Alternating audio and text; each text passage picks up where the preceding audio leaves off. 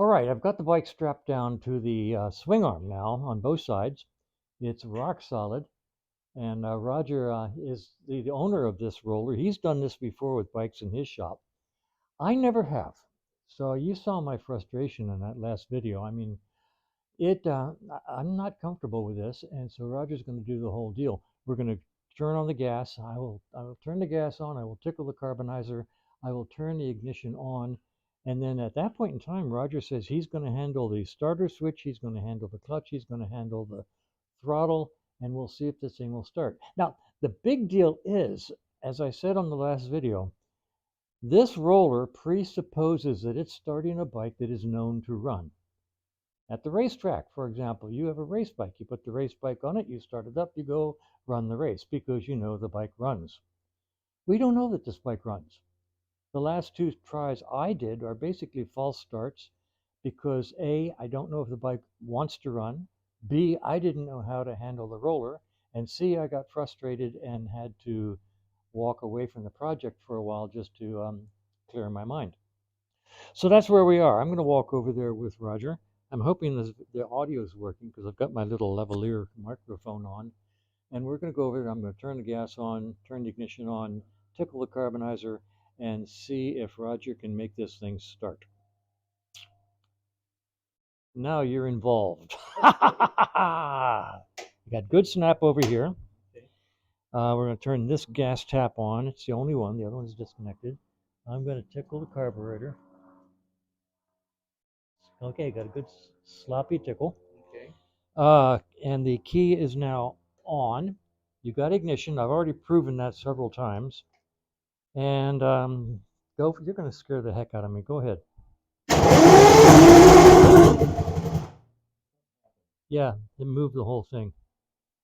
And then Something changed. yeah, I know.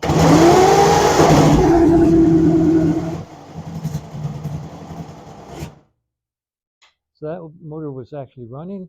Just a couple of times. The engine was actually running, but something.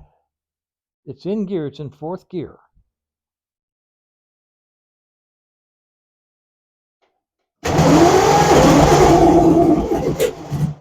Okay, it doesn't want to run. Okay. It just doesn't, it sort of wants to run, but sort of doesn't want to run. Yeah, I don't know. There's some mystery here. Yeah. Believe me, I've been working on this for almost 2 weeks. Okay. One more time. I don't think we can hurt anything. Well, I don't think so.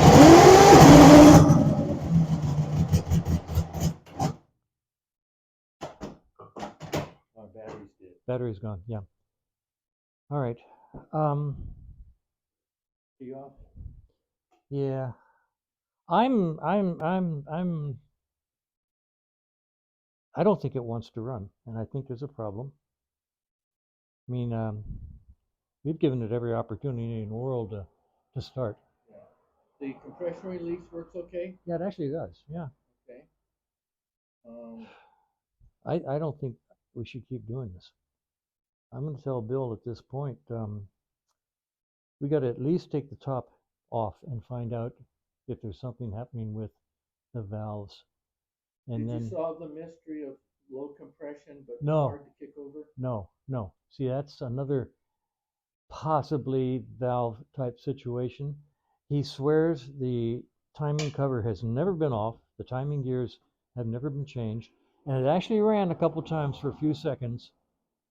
So we know that the timing gears are probably okay, unless there's something massively wrong in there. So I'm calling it off until we talk to Bill and see what he wants to do. Okay. I hate to admit defeat, but I am defeated. It's not defeat. It's just. Yeah. Well, I'm surprised that battery went down. You know, it's done that 3 times, and yet I put my load tester on it. It tests good. All right, we're going to call this off. We're done for the day.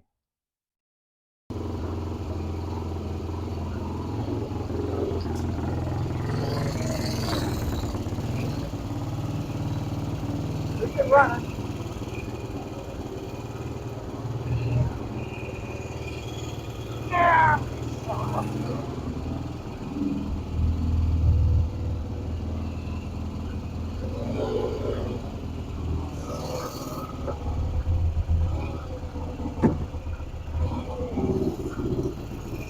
running.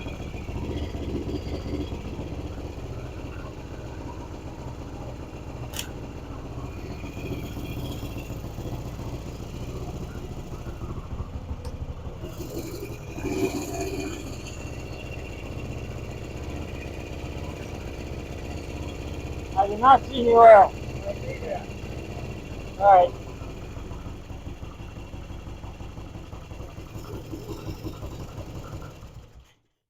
Okay, I don't see oil flow. That's the longest it's run. Isn't Oh it? God, yeah. I fixed it for you, Frank. No Yeah. charge. No charge. That was a key. By the way, all he did was say, I think I want to kickstart it just to see what it feels like. And it started. So now I got to get in here and make sure that I've got good oil flow for the Yeah, next I time didn't it see any starts. splashing. I did not see good oil flow. So I got to check everything. Okay. Yeah, key's off now. There's oil in there. Yeah. Okay, so I don't know where you go with that. well, I'm going to try to start it again. Yeah. I'm going to put some more oil in it.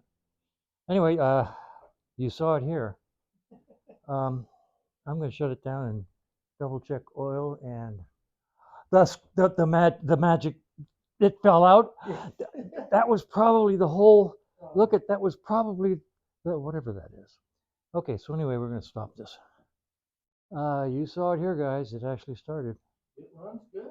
You know, It's maybe. almost idle. I don't know that carburetor's got. No, I haven't done anything to it other than set the pilot. So, all right. Yeah, I'm going to check the oil, and it's got a filter and a cooler in the oil that's been added to the oil system. So we may need to top off the oil, which I'm going to do right now.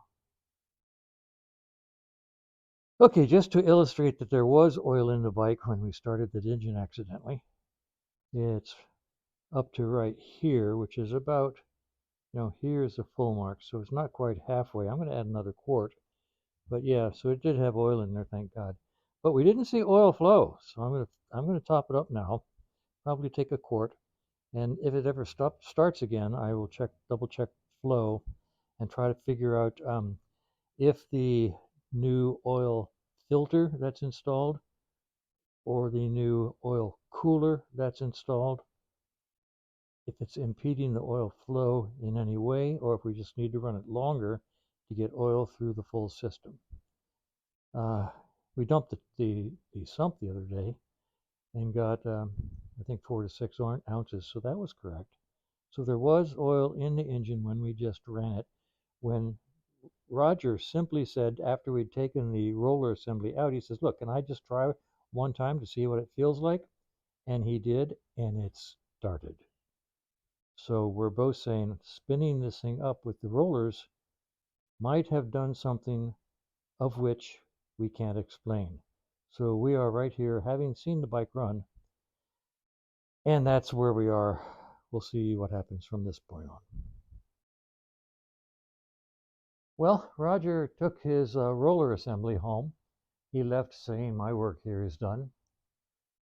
Okay, I put about 8 ounces, maybe 10 ounces of oil in there to top off the oil tank. And I'm going to go over there and I'm going to try to kickstart the bike. Let's see what happens.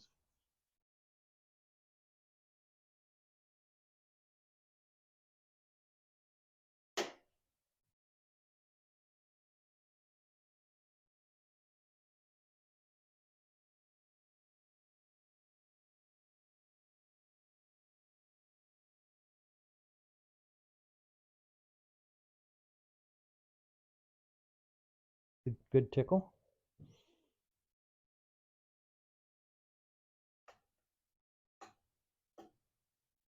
Good ignition. Good compression. Good backfire.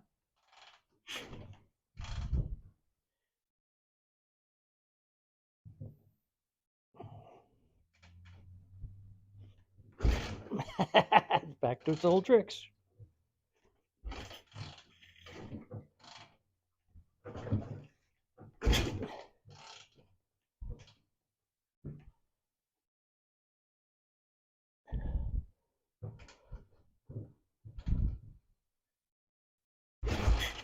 I tried. I heard a pop.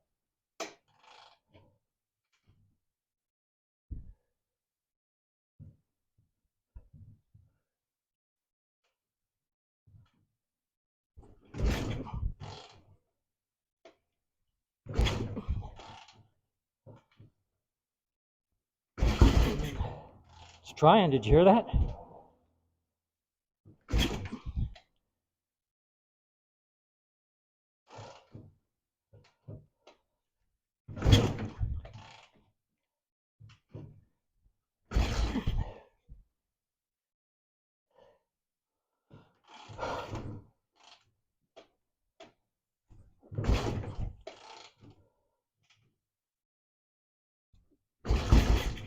Trying.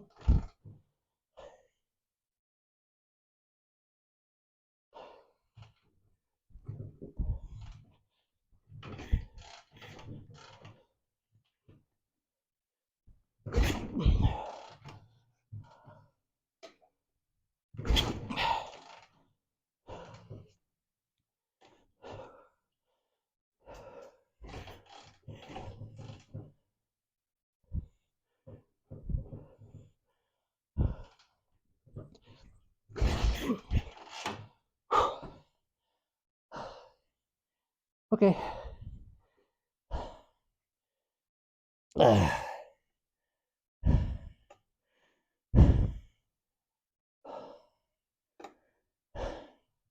it gave me a few gentle bloop bloop bloops there. I don't know what.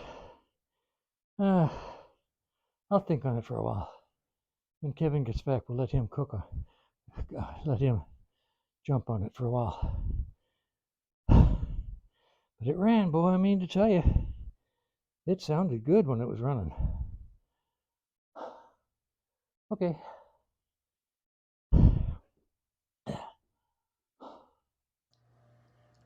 I swear, don't you just love it?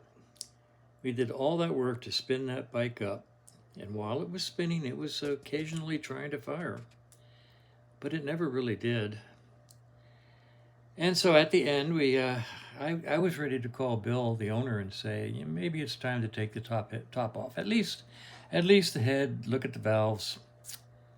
Whatever.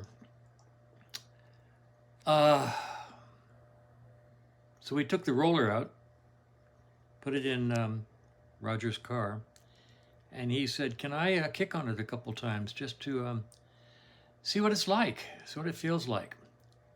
And I think he kicked it maybe twice, and the silly thing started. I mean, it started right now, and it was all revved up, and he was keeping the throttle open. I'd never set the idle, never had the chance. I'd set the mixture to initial. So he was keeping it running, and at which time I panicked because I wanted to make darn sure I had good oil flow, of which I didn't, that I could see. So I got the cap off and looked in there and did not see the oil flow that I normally want to see. So I had Roger, shut it down, let it die. And at that point in time, he had an appointment that he had to go to. So he loaded up his roller and had to go home. I double-checked the oil with the dipstick, and it was about 1/3. I put about another 10 ounces or so into the oil tank, which filled it up to the full mark. Actually, a little over the full mark. But anyway, plenty of oil in there. So it had oil in it when we started the bike. We had dumped the sump out before, so there was oil in it when we had dumped the sump. Remember that. So there was oil in the bike when we ran it. So that's good news. So once I topped off the oil, I got back on the bike, on to trying to start it. I kicked it half a dozen times or more.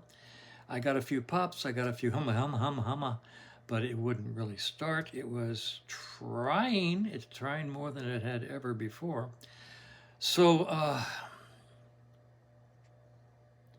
it seems to be somewhat better. I'm going to have to put the bike away now and work on the 71 Norton. I need to take the timing cover off and send it off to be modified and finish up the parts list that we need to buy. So I need to do some work on the the 71. I can do that while Kevin recuperates. He's got the creeping crud, coughing, hacking, not feeling well type cold or flu or whatever's going around. And when he gets back, we will do some more kicking on the Beezer and see if we can't get it to the point where we can actually start it with the Kickstarter. That'd be nice. So that's where we are. Beezer's going aside, Norton's going back on the roll on the lift. Do some work on that, and then I might roll the new Norton engine project outside and clean that up and see if I can't get that partially put back together. So I'll keep you apprised as the projects, plural, go ahead, and we'll see if we'll see what happens. And that is all.